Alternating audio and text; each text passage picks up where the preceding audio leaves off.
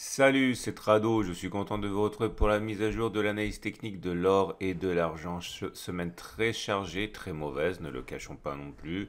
Et on va voir pourquoi et s'il faut s'en inquiéter. On commence par les actualités qui ont émaillé cette semaine pour l'or et pour l'argent. Et quand on regarde l'or et la semaine qui s'est passée, on se dit franchement, on est quand même loin des 40, 50, 60, 70% abandonnés par les cryptos lorsqu'ils ont décroché.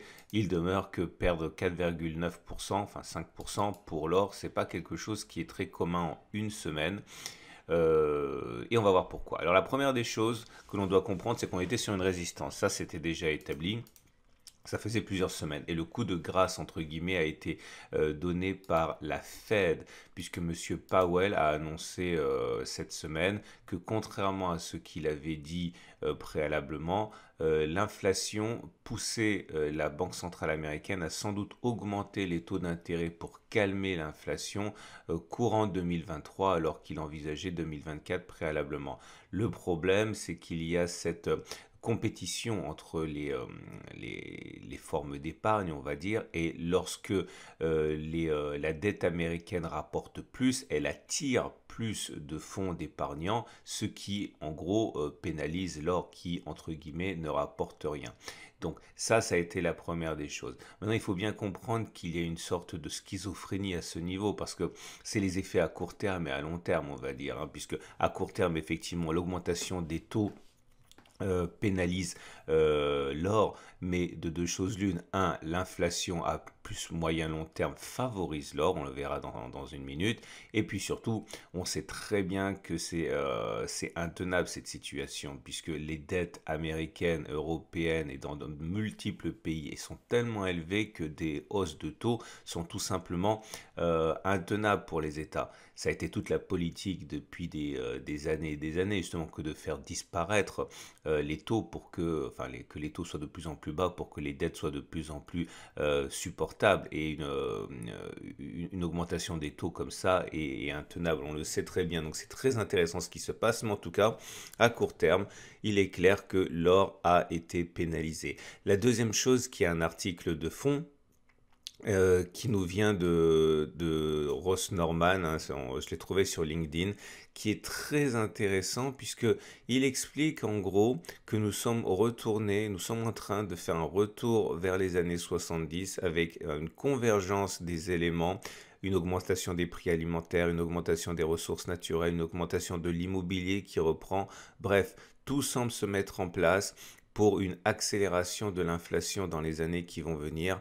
Et l'or a vu son cours multiplié par, je ne me rappelle plus parce que c'est en livre anglaise à l'époque, mais oui, c'était une augmentation par une multiplication pardon, de 15 fois du cours de l'or en l'espace de quelques années. Et il considère que la correction à laquelle on assiste actuellement, si on croit que la décennie de l'or arrive, est une opportunité, c'est son avis. Et vous retrouverez le lien direct pour aller chercher ces articles directement sur mon site, hein, de même que l'article de Reuters qui fait le point sur la baisse de l'or suite à la déclaration de Monsieur Powell.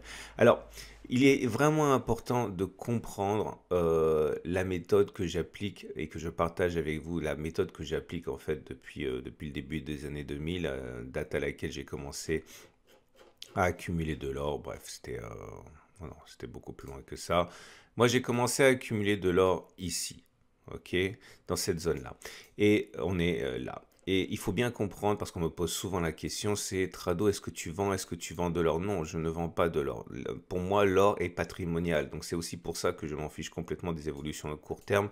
Moi, tout ce que je veux, c'est accumuler de l'or et de l'argent que je mets ensuite au coffre, parce qu'évidemment, il est hors de question que je garde des quantités d'or importantes chez moi.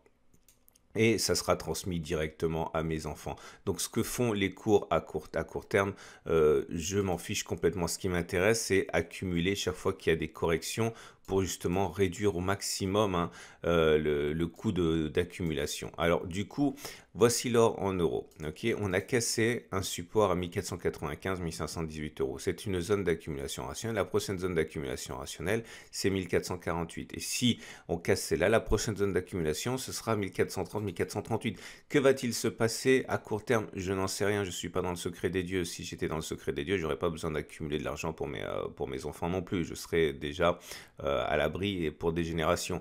Ce que je sais par contre, c'est que j'ai des convictions à long terme pour l'or et pour l'argent. Tout ce que je fais, c'est accumuler chaque fois que les prix sont intéressants. Et donc à partir de là, il faut aussi savoir que si vous avez décidé d'investir dans l'or et dans l'argent, normalement, c'est pas du trading. Je suis un trader, je vis de mon trading, mais loin de moi de faire la même chose sur l'or et sur l'argent, qui est un investissement patrimonial dont je ne verrai sans doute jamais la couleur transmis qu'il sera à mes enfants. Bref, tout ce que je dis, c'est que prochain support 1448, prochain support 1430, prochain support majeur 1388 et après on verra ce qui va se passer, j'en ai absolument aucune idée.